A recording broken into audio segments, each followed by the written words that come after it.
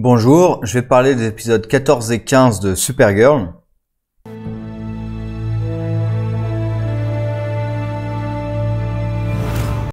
Alors je vais couper ça en gros en deux parties. La partie Manchester Black et l'élite, qui a été une grosse déception, et la partie qui annonce ce qui va se lancer pour, j'imagine, la fin de la saison, avec Lex qui intervient et qui se relie à quasiment toutes les intrigues en cours. Puisque même dans le trailer, il se relie même à Red Daughter, donc il est vraiment relié à tout ce qui va suivre pour la fin, avec le retour notamment du frère Graves, j'ai perdu le prénom, mais peu importe, qui s'avère être vivant, ce qui est une surprise pour Lina, mais pour tout le monde en fait, hein, donc il est encore vivant. Hein. Peu importe, j'ai envie de dire, c'est pas un personnage extrêmement important, on aurait pu prendre quelqu'un d'autre. Moi j'ai cru qu'ils avaient juste expliqué que le type du FBI ou je sais plus, c'est peut-être un autre acronyme, bref, le garde qui est censé assurer la protection de Lina et garder quand même sous contrôle Lex. Je pensais qu'ils allaient juste dire qu'il était corrompu. Non, ils utilisent une technologie et en fait c'est Graves là-dessous. Et on apprend aussi que Tess, il me semble, hein, c'est Tess Mercer, a trahi Lina depuis le départ. En fait, c'est même pas qu'elle l'a trahi, c'est depuis le départ, c'était un agent double pour Lex. Donc, je parlais de ce Lex après. D'abord, la grosse déception, c'est Manchester Black et l'élite. L'élite a duré, pour être gentil, 2 épisodes. Mais en fait, ils se sont fait tous battre en un épisode. Enfin, dès le début de l'épisode, Ménagerie se fait arrêter. En même temps, Ménagerie, je vois pas du tout ce qu'elle foutait avec Manchester Black et compagnie. Je vois pas quel était son lien avec le combat de Black. Hein. D'ailleurs, elle se fait arrêter quand elle décide de poursuivre quelqu'un pour la dévorer. Donc voilà, elle a pas grand chose à faire en fait avec l'élite.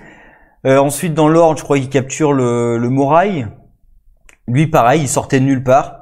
D'ailleurs, même quand il apparaît, Manchester, je sais plus si c'est Manchester qui dit ça, mais il y a un de l'équipe qui dit que il fait pas partie de ceux qu'ils avaient combattus. Donc c'en est encore un autre. Donc c'est même pas un des aliens qu'on avait vu. Et enfin le Hat qui se fait capturer. Et pareil, Hat, on savait pas du tout d'où il sortait. Il avait un lien avec Manchester, d'accord, mais il vient d'où?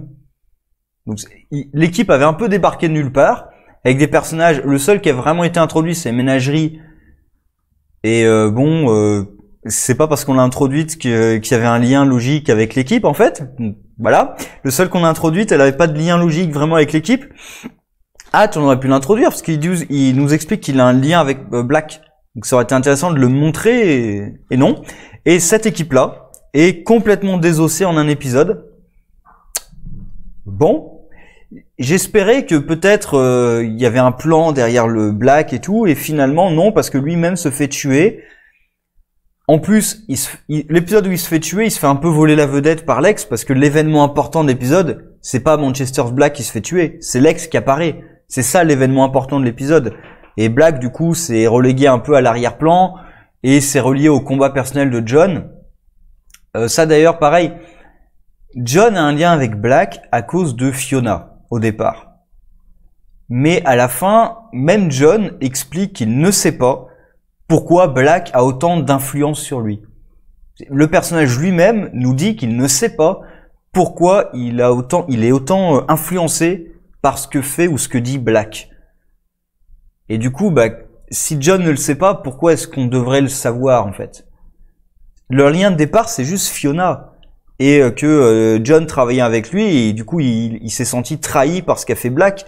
D'accord, mais pourquoi il est aussi enragé par tout ce que fait Manchester maintenant?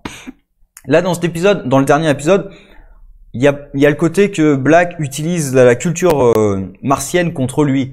Il y a ce côté-là qui peut l'enrager, mais même avant ça, il disait clairement que lui-même ne savait pas pourquoi il était dans cet état face à Black. Et donc, à la fin de l'épisode, il tue Black.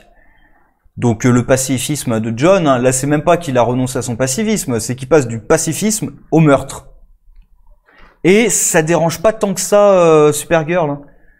J'ai l'impression que John est plus touché par le fait qu'il ait tué quelqu'un que Supergirl. Supergirl qui lui dit même que il a pas changé, que c'est toujours le même qu'avant. Il a tué quelqu'un?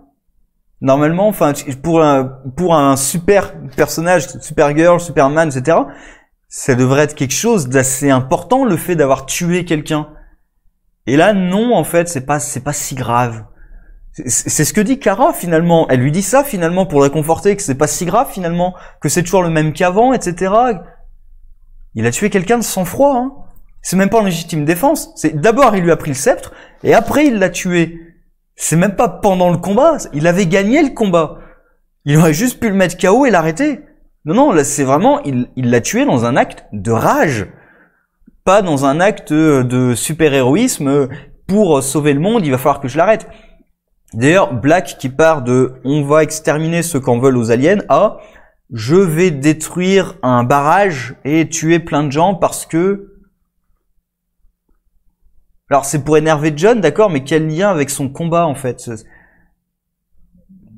Je crois que c'est l'idée qu'ils essaient de pousser, et d'ailleurs, on le voit à la fin, quand il accepte sa mort, c'est l'idée presque qu'il est suicidaire.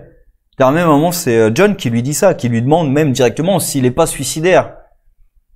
Et il y a un peu ce combat-là avec l'élite aussi, où est-ce que c'est vraiment pour un combat politique, ou est-ce que c'est juste un combat personnel? Et je pense que c'est vraiment plus une vendetta personnelle qui conduit à sa mort. Mais du coup, il y a une explication en l'air, c'est pourquoi il a pas tué Ben Lockwood. Si c'est une vengeance personnelle, ça devrait être la première personne qui cherche à tuer. Et non, il s'en prend à John pendant tout le truc. Alors, Ben, non, il s'en fout un peu en fait de Ben. C'est bizarre. Et donc voilà, Manchester Black, c'est une opportunité perdue, hein, parce que bah, il est mort. Hein, donc à moins qu'il nous explique que non, mais en fait il est pas mort. Peut-être que c'est comme ça qu'il va obtenir des pouvoirs.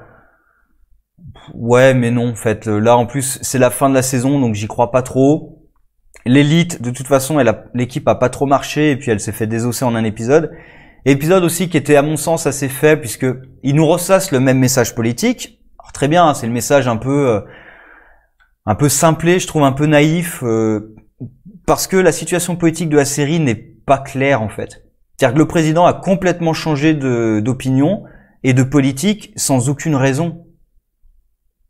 On nous présente pas l'opinion publique, on ne sait pas ce que pense réellement l'opinion publique des aliens. Il n'y a même pas d'opposition politique. C'est-à-dire, politiquement, on ne sait rien. On voit que nos personnages, ils ont une opinion politique, bah oui, et ils ont toujours la même, que Ben Lockwood en a une autre, qui apparemment est soutenue par le président, mais on voit pas du tout l'environnement politique et l'environnement social. On ne sait pas vraiment ce que pensent les gens. Et là, même Ben Lockwood, dans l'épisode précédent, il est nul d'un point de vue politique, d'un point de vue vraiment, public, communication. Il est nul. Face à une manifestation publique pacifique d'aliens, lui il fait venir sur scène une milice masquée, violente. Et bah tiens, politiquement, il perd. Bah oui, enfin d'un point de vue purement communication, c'est débile ce qu'il vient de faire. En plus, il aurait pu retourner le truc. C'est le problème aussi de pas voir l'opinion publique, c'est que lui aurait pu retourner le truc publiquement en disant que c'est l'élite qui a attaqué. C'est eux qui ont attaqué, parce que ce qui est vrai pour le coup. Alors c'est lui qui a fait venir les Children of Liberty, ce qui était pas très malin, mais c'est l'élite qui a attaqué. Donc il aurait pu éventuellement retourner le truc. Mais comme politiquement on voit rien, bah on sait pas vraiment quel est le thermomètre politique du pays, là on le connaît pas dans cet univers. Donc on doit un peu accepter ce qui se passe, et forcément, de ce fait, les enjeux sont assez faibles. Forcément, les enjeux sont assez faibles. Même les scènes de violence à la fin, elles sont assez faibles hein, par rapport aux enjeux. Enfin, on nous explique que c'est une milice de pratiquement de néo-nazis. Je pense que en vrai, les vraies milices comme ça sont beaucoup plus violentes, parce que les aliens, c'est les immigrés là. Les vraies milices aux États-Unis sont beaucoup plus violentes que celles qu'on voit juste dans cet épisode. Hein. Mais bref, voilà, politiquement, ça fait que c'est assez faible parce qu'on voit pas le décor politique du pays. Et Ben Lockwood, là, il est assez ridicule. Et comme Lex vient d'arriver, et clairement, c'est lui qui a choisi Ben Lockwood pour représenter le mouvement, vu que c'est les frères et sœurs Graves qui l'ont choisi, et qu'on voit que Lex était évidemment en contact avec Graves, c'est lui qui dirigeait tout depuis le départ. Donc on va voir jusqu'où ça va, mais Lex dirigeait quasiment tout depuis le départ. Et si on dans l'épisode 15, donc l'arrivée de Lex, c'est l'événement important de l'arrivée de Lex. J'ai d'abord un point sur Lina et sa thérapie. Sa thérapie, au départ, elle l'a créée pour donner des super pouvoirs. Et là, dans cet épisode, il passe l'épisode à vouloir la modifier pour retirer les super pouvoirs, parce que c'est ça qui rend le truc mortel. Du coup, si j'ai bien compris, hein, maintenant ça permet de soigner. Ce qu'ils ont créé dans cet épisode, en tout cas, ça permet de soigner, mais pas de donner de super pouvoirs. Donc, Jimmy Olsen, enfin James, justement, elle arrête pas de l'appeler James, et Lex arrête pas de l'appeler Jimmy. Parce que c'est vrai qu'à chaque fois, j'oublie que c'est Jimmy Olsen. Enfin, il se comporte tellement pas comme l'image que j'ai de Jimmy Olsen, que c'est pas Jimmy Olsen, oui, c'est James. Donc ça le soigne, mais ça lui donne pas de pouvoir. Alors que pour le coup, Jimmy Olsen, il y a plein d'histoires dans lesquelles Jimmy a obtenu des pouvoirs plus ou moins débiles, de façon plus ou moins justifiée. Et Superman devait réagir face au pouvoir de Jimmy. Et pareil, Lex n'a du coup pas de super pouvoir non plus, de ce que j'ai compris. Ce qui est un peu con, puisque après le truc de Lina était en test. Donc justement, elle n'est pas encore arrivée à un moment où elle est capable d'injecter les super pouvoirs. Donc là, elle a retiré les super pouvoirs pour guérir. Mais son objectif, c'est quand même de donner des super pouvoirs à des soldats. Donc, elle est en bonne voie, mais elle n'a pas fini de gérer de créer son sérum. C'est pour ça que Lex a encore besoin de sa présence. Bref. Et donc, on voit cette version de Lex, qui est une version qui me rappelle beaucoup celle des films précédents, donc, enfin des anciens films Superman, que d'ailleurs, il me semble que l'acteur y était hein, dans le génialissime Superman 4, hein, dont tout le monde se souvient, ou pas. Mais voilà, il a un peu un Lex à cette manière-là, c'est un peu le truc théâtral. Il y a même la scène où j'ai cru qu'il allait lui répondre, parce qu'elle lui dit « tu vas tuer des millions de personnes » au début. Hein. J'ai cru qu'il allait lui répondre, puisque c'est dans Superman Returns, où je crois que c'est Lois qui lui sort ça, « vous avez tué des millions de personnes », et là il répond « des milliards ». Encore toujours, vous me sous-estimez. La presse me sous-estime toujours. Je sentais vraiment, c'est le côté méchant de comics presque. Hein. C'est vous avez tué des millions de personnes, mais non, des milliards, voyons. Il y a un peu ce côté-là théâtral à la fin avec la musique comme ça qui vient de nulle part, les gadgets et tout. Donc, ce côté-là un peu comics années, peut-être pas Golden Age, mais Silver Age peut-être. Moi j'aime bien. Avec quelques références à Batman v Superman au départ. Alors est-ce que c'est vraiment visé sur ça? Il y a quand même False God, qui était un peu toute la thématique de BVS quand même. Il y a le côté est-ce que tu crois qu'il saigne? Do you bleed? Il y a donc pour moi il y a quelques références à BVS, qui est un film que je continue à adorer, hein, que j'ai revu récemment d'ailleurs, que j'adore. En version longue, je le trouve génial, même si le Lex n'est pas du tout la version de Lex Luthor que j'ai en tête. Moi ça me dérange pas, hein, c'est une autre version. Et là aussi c'est une autre version de Lex Luthor. Et j'attends de voir quel va être son plan. Là, il me plaît plutôt. Ce que j'en vois me plaît plutôt. Ce que j'ai vu dans les trailers aussi me donne envie d'en voir beaucoup plus. Là, il est rassocié en plus à tous les arcs en cours. Puisque Ben Lockwood, c'est lui par l'intermédiaire des Graves. Red Daughter, on voit dans les trailers qu'il va y avoir accès. Donc c'est peut-être même lui qui a géré le projet depuis le départ, je ne sais pas. Mais en tout cas, il est lié à ce projet. Donc il est vraiment lié à tout ce qui se passe dans la série là. Donc ça me donne vraiment envie de voir plus de ce Lex. En plus ça termine face à Supergirl. Il y aura le retour de Superman aussi face à ce Lex. Et voilà, je pense que je vais pas en rajouter beaucoup sur ce personnage. Là en plus on voit le Lex manipulateur du début à la fin. Mais qui utilise quand même la vérité pour manipuler sa sœur. D'ailleurs, c'est ce qu'il lui dit à la fin, c'est non, ce que je t'ai dit était absolument vrai. C'est pour ça que c'était aussi efficace. Ouais, mais ce côté manipulateur où il dirige tout, il a 5 coups d'avance sur tout le monde. Voilà, j'aime bien ce Lex-là. Alors, c'est évident que c'est lui qui avait abattu Olsen. Hein. D'ailleurs, ça pose aussi un autre problème sur Kara et Martian Manhunter. Hein. Tout de suite, il présume que c'est Manchester Black qui a abattu Olsen. En plus, en sortant le truc, qui a pu faire ça? Quelqu'un qui n'a pas d'âme. Sérieusement? Sérieusement? Quelqu'un qui n'a pas d'âme? Ouais, c'est vrai, il y a que les gens qui n'ont pas d'âme qui abattent des personnes. Enfin, ça vient d'où ce truc? En plus, abattre un journaliste, ça aurait vraiment pu être n'importe qui du mouvement. Hein. pas forcément Black, et tout de suite ils partent, allez, c'est lui le coupable, il faut le gérer lui, etc.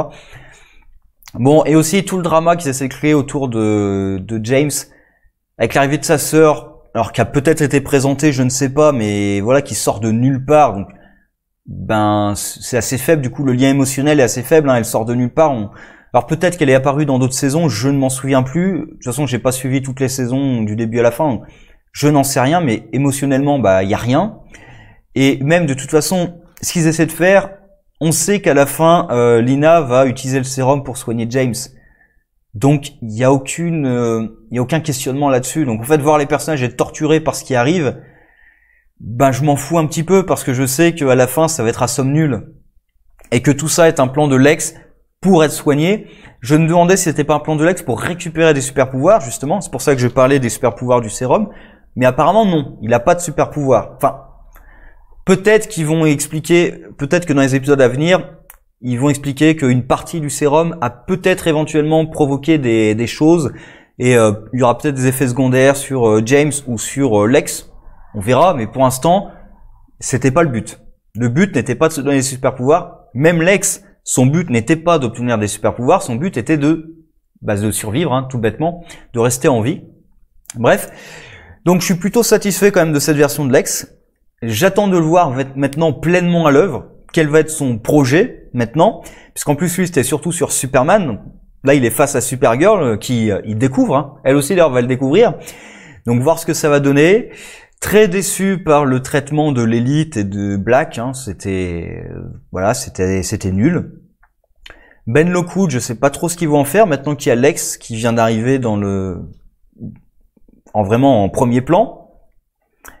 Et je pense qu'on va bifurquer sur plutôt l'utilisation de Red Daughter. Donc à voir. Sur ce, au revoir.